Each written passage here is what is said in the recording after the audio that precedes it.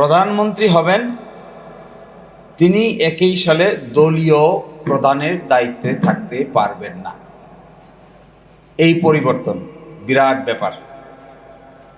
আগে আমরা দেখেছি এক ব্যক্তি প্রধানমন্ত্রী, তিনি দলেরও প্রধান, তিনি হাউসেরও প্রধান, তিনি সরকারের প্রধান, সবই গণভবন। কিন্তু এখন যিনি দলের প্রধান হবেন তিনি আর প্রধানমন্ত্রী হতে পারবেন না।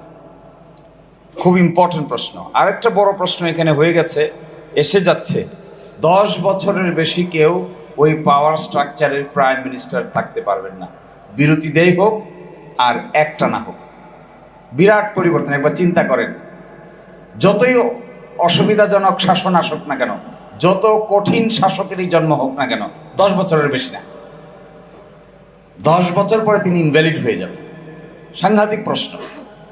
এটা একবার চোখ খুললেই বাইর হয়ে যাবে। এইবার যারা প্রথম ভোট দেবে তারা একজন শাসক দেখেছে, 1 টার্ম 2 টার্ম 3 টার্ম কনজিকিউটিভ 15 বছর।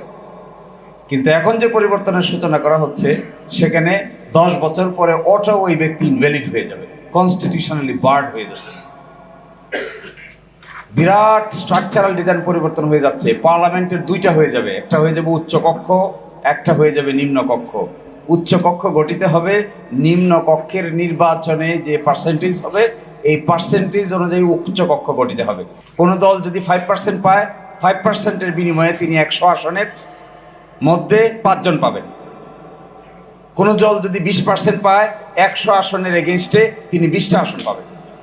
কোনো দল যদি 60% পায়, 100 আসনের এগেইনস্টে তিনি 60টা পদ পাবেন উচ্চকক্ষে। তাহলে দেখবেন উচ্চকক্ষে কোনো দলের পক্ষেই এককভাবে সংখ্যাগরিষ্ঠতা অর্জন করা সম্ভব হবে না। ধরেন বাংলাদেশে একটা দল এককভাবে কত পার্সেন্ট ভোট পায়? 30, 40, 45, 42, 43, তাহলে 100-র ভিতরে 43 জন পাবেন। এর মানে কি দাঁড়াচ্ছে? এটার নাম হবে সিনেট। এখানে প্রস্তাব করেছে এটার নাম হবে সিনেট। নিম্ন কক্ষের নাম হবে সংসদ, উচ্চ কক্ষের নাম হবে সিনেট। তাহলে নিম্ন কক্ষে একটা বিষয় পাশ হয়ে যাওয়ার পরে উচ্চ কক্ষের একজন স্পিকার, ডেপুটি স্পিকার আছে, নিম্ন কক্ষের আরেকজন স্পিকার, ডেপুটি স্পিকার আছে। ওই ডেপুটি স্পিকার উচ্চ কক্ষের জন হবে বিরোধী দল থেকে, নিম্ন কক্ষের ডেপুটি স্পিকার হবে বিরোধী দল থেকে।